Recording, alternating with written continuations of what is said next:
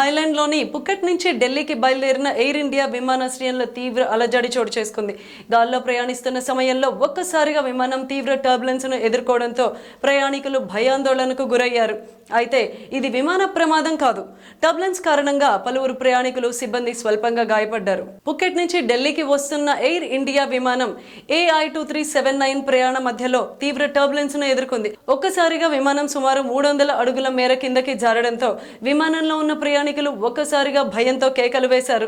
ఈ ఘటనలో seat belt ధరించని కొందరు ప్రయాణికుల సీట్లు విమాన పైకప్పును బలంగా తాగడంతో గాయాల పాలయ్యారు. పలువురు క్యాబిన్ క్రూ సభ్యులు కూడా స్వల్ప గాయాలయ్యాయి. విమానం ఢిల్లీలో సురక్షితంగా ల్యాండ్ అయిన వెంటనే వైద్య బృందాలు రంగంలోకి దిగాయి.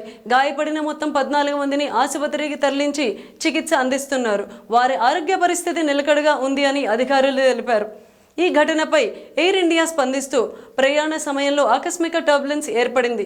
పైలట్ అన్ని భద్రతా నిబంధనలు పాటిస్తూ విమానాన్ని సురక్షితంగా ఢిల్లీలో దింపారని వెల్లడించింది. ప్రయాణికులు విమానంలో ఉన్నంతసేపు సీట్ బెల్ట్ ధరించాలని, ఇలాంటి ఆకస్మిక టర్బులెన్స్ సమయంలో ఇదే ప్రాణాలు కాపాడుతుందని విమానయాన నిపుణులు సూచిస్తున్నారు.